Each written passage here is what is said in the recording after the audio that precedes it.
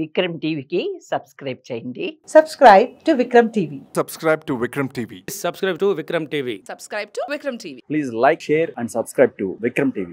ఒకవేళ మనం ఇన్వెస్ట్ చేయకుండా ఇన్కంప్లీట్గా మనకు పేమెంట్ ఉందనుకోండి, మనీ ఉందనుకోండి, అప్పుడు ఏమవుతుంది?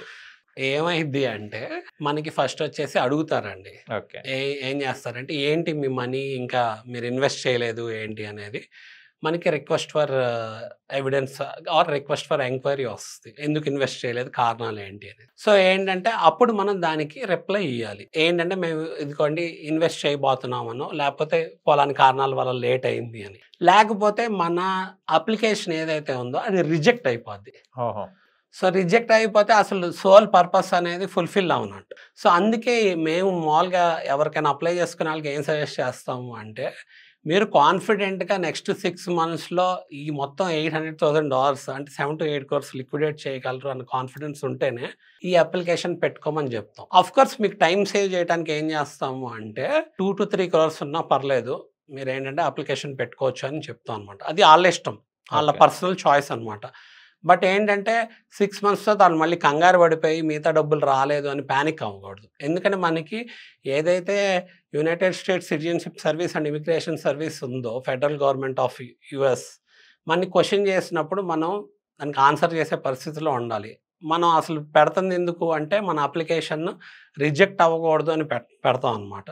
సో రిజెక్ట్ అయితే అదేంటంటే మనకే బ్యాడ్, కాబట్టి అసలు ఆ సిచ్యువేషన్ రాకుండానే మేము గైడ్ చేయడం జరిగింది. ఓకే సార్, దీనికి లోనింగ్ అవైలబుల్ ఉంటుందా సార్? ఆప్షన్ ఉంటుందా దీనికి, ఈ ప్రాజెక్ట్కి ఇన్వెస్ట్ చేయడానికి? డెఫినెట్లీ అండి. సో ఏంటంటే ఈ $800,000 మనకి డిఫరెంట్ సోర్సెస్ నుంచి తెచ్చుకోవచ్చు. మనకి ఏంటంటే డిఫరెంట్ సోర్స్ ఆఫ్ మనీ నుంచి తెచ్చుకోవచ్చు. లైక్ గిఫ్ట్ నుంచి కానీ, లోన్ నుంచి కానీ.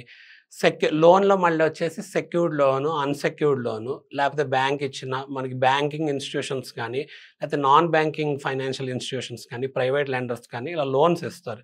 లేకపోతే మనకి తెలిసిన వాళ్ళు కూడా మనకి లోన్ ఇవ్వచ్చు, మన ఫ్రెండ్స్ కానీ ఎవరన్నా. మనకు అర్థం కావాల్సింది ఏంటంటే అలాంటి సోర్సెస్ కూడా క్వాలిఫై అవుతాయి ఓకే ఈ EB-5 వీసాకి.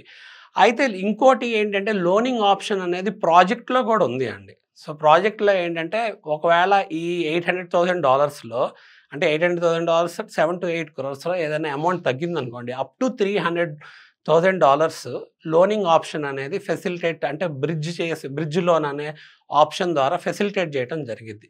అది ఏంటంటే దానికి మీరు క్వాలిఫై అవుతారా లేదా అనేది మీ ఫైనాన్షియల్ ప్రొఫైల్ బట్టి, మీరు మిగతా మనీ లిక్విడేట్ చేసేదాన్ని బట్టి, అలానే దానికి డ్యూరేషను, అలానే దానికి రేట్ ఆఫ్ ఇంట్రెస్ట్ ఇవన్నీ కూడా ఉంటాయి అన్నమాట. ఓకే, ఈ EB-5 వీసా అప్లై చేసే చార్జెస్ ఎలా ఉంటాయి సార్ దీనికి? ఓకే, సో EB-5 వీసాకి మనకి $800,000 కావాలని చెప్పా కదా. సో నీకు అసలు $800,000 అంటే సమ్వేర్ అరౌండ్ లైక్ 6.5 నుంచి 7 crores మధ్యలో వస్తుంది అనుకోండి. బట్ నేను యూజువల్గా ఏంటంటే అందరికీ 7 to 8 crores అవుతుంది అని ఎందుకు చెప్తాను అంటే, ఇదంతా లిక్విడేట్ చేయడానికి ఖర్చులు, అలానే కొన్ని ట్యాక్స్ ఇలాంటివన్నీ కూడా ఉంటాయి కదా. అందుకని 7 to 8 crores ఈజీగా కావాలి అని చెప్పడం జరిగిందండి. సో అలాగే ఏంటంటే అసలు EB-5 వీసా మనం పెట్టుకోవాలి అంటే మనకి అదర్ ఛార్జెస్ ఉంటాయి. అసలు ఆ ఛార్జెస్ ఏంటి అనేది చాలా ఇంపార్టెంట్. ఈ $800,000ని 7 to 8 crores మనం చాలా హార్డ్ ఎర్న్డ్ మనీ కదా, ఈ మనీని సెక్యూర్డ్ చేసి ఈ మనీ ఒక సెక్యూరిటీ క్రియేట్ చేయడానికి కానీ, లీగలైజ్ చేసి ఈ మనీకి ప్రొటెక్షన్ క్రియేట్ చేయడానికి కానీ ఫ్యూ అదర్ ఫేసెస్ ఉంటాయి. అవి ఏంటంటే మనం అసలు మన 7 to 8 crores డాక్యుమెంట్ చేసి అప్లికేషన్స్ పెడతానికి మనకి ఒక ఇమిగ్రేషన్ అటార్నీ కావాలి US-లో. Okay, qualified immigration attorney who is like experienced with immigration law, especially EB-5 వీసాకి రిలేటెడ్. సో వాళ్ళని పెట్టుకున్నప్పుడు వాళ్ళకి $20,000 నుంచి అప్ టు $30,000 వరకు వాళ్ళ ఫీ ఉంటుంది. ఓకే, సో అది ఒక ఛార్జెస్ ఉంటుంది. నెక్స్ట్ వచ్చేసి మనం ఏదైతే స్టేజెస్లో EB-5 వీసా అప్లికేషన్స్ పెట్టుకుంటున్నామో అది సెంట్రల్, అక్కడ ఫెడరల్ గవర్నమెంట్, US ఫెడరల్ గవర్నమెంట్కి అప్లికేషన్ ఫీజెస్ కట్టాలి. సో అప్లికేషన్ ఫీజెస్ వచ్చేసి మనకి అరౌండ్ 25 or 20 to 25,000 ఉంటాయి అన్నమాట. సో నెక్స్ట్ వచ్చేసి మనకి wealth management and administrative fee ఉంటుంది. ఏదైతే ఈ డబ్బులు ఇన్వెస్ట్ చేస్తున్నామో ఈ డబ్బులంతా జాగ్రత్తగా గవర్న్ చేసి ఈ వెల్త్ని మేనేజ్ చేయడానికి administration fee as wealth management fee ఉంటుంది అనమాట.